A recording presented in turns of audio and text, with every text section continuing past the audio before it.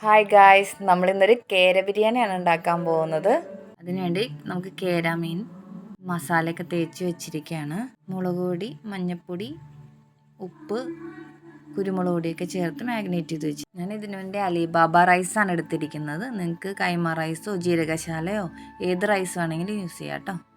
നമുക്കതിലിടാനായിട്ടുള്ള spices വേണം.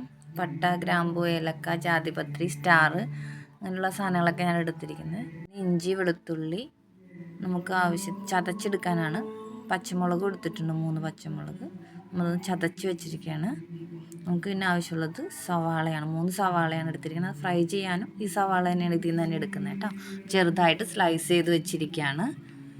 നമുക്ക് ഇതിൽ നിന്ന് തന്നെ കുറച്ചെടുത്ത് ഫ്രൈ ചെയ്യാനും യൂസ് ചെയ്യാം കേട്ടോ. വേറെ അഡീഷണൽ വേണ്ട. പിന്നെ നമുക്ക് തക്കാളി, 2 ചെറിയ തക്കാളി ചെറുതായിട്ട് കട്ട് ചെയ്തതാണ്.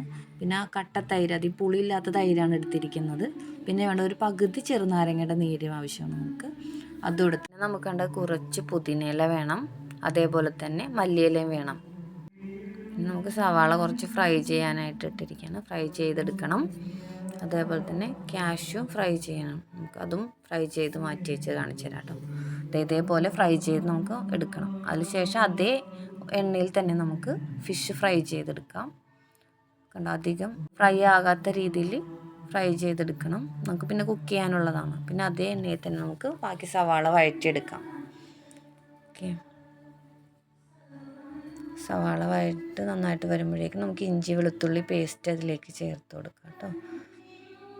നല്ല രീതിയിൽ വഴറ്റി അതിൻ്റെ പച്ചമണമൊക്കെ മാറിക്കഴിയുമ്പോഴേക്കും നമുക്കതിലേക്ക് മസാലകൾ ചേർക്കാം. മഞ്ഞൾപ്പൊടി ചേർത്ത് കൊടുക്കാം. അതിലേക്ക് മുളക് പൊടി, പിന്നെ നമ്മൾ ചേർക്കുന്ന കുരുമുളക് പൊടി, ഇതെല്ലാം ചേർത്ത് നല്ല രീതിയിൽ വഴറ്റിയെടുത്തിട്ട് അതിലേക്ക് നമുക്ക് തൈര് ചേർത്ത് കൊടുക്കാം. പുളിയില്ലാത്ത നല്ല കട്ട തൈരാണ്. പിന്നെ ആ തൈരിൻ്റെ ആ ഒരു സ്മെല്ലൊക്കെ പോയി അതിൻ്റെ വെള്ളത്തിൻ്റെ അംശമൊക്കെ മാറിക്കഴിഞ്ഞ് എണ്ണ തെളിഞ്ഞ് വരുമ്പോൾ നമുക്ക് തക്കാളി ചേർത്ത് കൊടുക്കാം. അതിലേക്ക് നമുക്ക് ആവശ്യത്തിന് ഉപ്പ് നമ്മളിപ്പോഴാണ് ചേർത്ത് കൊടുക്കണം, നേരത്തൊന്നും ചേർത്തിട്ടില്ല. അതെല്ലാം കൂടി മിക്സ് ചെയ്ത് നന്നായിട്ട് തിളച്ച് വെന്ത് വരുമ്പോൾ നമുക്കതിലേക്ക് മല്ലിയിലയും പുതിനയിലയും ചേർത്ത് കൊടുക്കാം. നന്നായിട്ട് വഴണ്ട് വന്നിട്ടുണ്ട്. അതിൻ്റെ കളറൊക്കെ മാറി നമുക്കതിലേക്ക് പകുതി ചെറുനാരങ്ങയുടെ നീര് ചേർത്ത് കൊടുക്കണം. അതും ചേർത്ത് നന്നായിട്ട് മിക്സ് ചെയ്തതിന് ശേഷം നമുക്ക് ഫിഷ് അതിലേക്ക് ഇട്ട് കൊടുക്കാം. ഫിഷ് പൊട്ടി ഉടഞ്ഞു പോകാണ്ട് നോക്കണം. എന്നിട്ട് കേര ആയതുകൊണ്ട് വലിയ കുഴപ്പമുണ്ടാവില്ല. എന്നിട്ട് ആ മസാല എല്ലാം അതിൻ്റെ മുകളിലേക്ക് കോട്ട് ചെയ്ത് കൊടുക്കുക കേട്ടോ. നല്ല രീതിയിലെല്ലാം ആ ഫിഷിലേക്ക് കവർ ചെയ്ത് കിട്ടുന്ന രീതിയിൽ വെച്ച് കൊടുത്തിട്ടൊന്ന് മൂടി വെച്ച് വേവിക്കണം. എനിക്ക് അതൊന്ന് സ്കിപ്പായിപ്പോയി.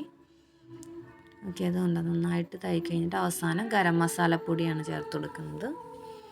ശരി, കുറച്ചാണ് ഞാനിപ്പോൾ ദം ചെയ്യാൻ എടുക്കണേ. അതിലേക്ക് മസാലയുടെ മുകളിലേക്ക് നമുക്ക് റൈസ് ചേർത്ത് കൊടുക്കാം. കുറേശ്ശെ ആയിട്ട് ഇട്ട് കൊടുക്കണം, അമർത്തി കൊടുക്കരുത്. റൈസ് എല്ലാം ഇട്ടതിന് ശേഷം നമുക്ക് എല്ലാ ഭാഗത്തേക്കും കൊണ്ട് സ്പ്രെഡ് ചെയ്ത് കൊടുക്കാം. അതിലേക്ക് കളറിന് വേണ്ടി ഒരു യെല്ലോ കളറിന് വേണ്ടി നമ്മൾ മഞ്ഞൾപ്പൊടിയാണ് വെള്ളത്തിൽ കലക്കി ചേർത്ത് കൊടുക്കുന്നത്. അതിലേക്ക് നമുക്ക് മല്ലിയില ചേർത്ത് കൊടുക്കാം. പിന്നെ കുറച്ച് ഗരം മസാലപ്പൊടി ഒന്ന് സ്പ്രെഡ് ചെയ്ത് കൊടുക്കാം അതിലേക്ക്. പിന്നെ നമ്മൾ നെയ്യ് ചേർത്തിട്ടില്ല, നമ്മളിപ്പോഴാണ് ലാസ്റ്റാണ് നെയ്യ് ചേർത്ത് കൊടുക്കുന്നത്. നെയ്യ് എല്ലാ ഭാഗത്തേക്കും എത്തുന്ന വിധത്തിൽ ഒഴിച്ചു കൊടുക്കണം. എന്നിട്ട് നമുക്ക് മൂടി വെച്ച് ദം ചെയ്തെടുക്കാം. ദം ചെയ്തതിന് ശേഷം റൈസ് ഞാൻ മാറ്റിയായിരുന്നു. ഇത് മസാലയും ആ ഫിഷും കൂടി ചേർത്ത് നമുക്ക് സെർവ് ചെയ്യാൻ ഒരു പ്ലേറ്റിലേക്ക് ഇട്ട് കൊടുക്കാം.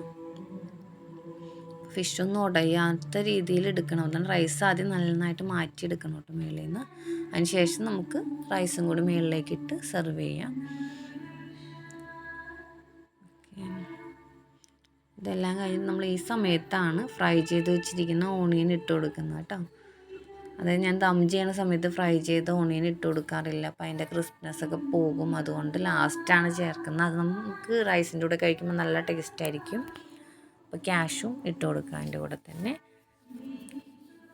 ഡെക്കറേഷന് വേണ്ടി ഞാനൊരു മല്ലിയിലയുടെ ലീഫും കൂടി എൻ്റെ കൂട്ടത്തിൽ വെച്ചിട്ടുണ്ട്. അതുകൊണ്ട് ബിരിയാണി റെഡിയായി റൈത്തയുടെ കൂടെ സെർവ് ചെയ്യാവുന്നതാണ്. ഇഷ്ടമായ like, share, subscribe. Thank you. Bye bye.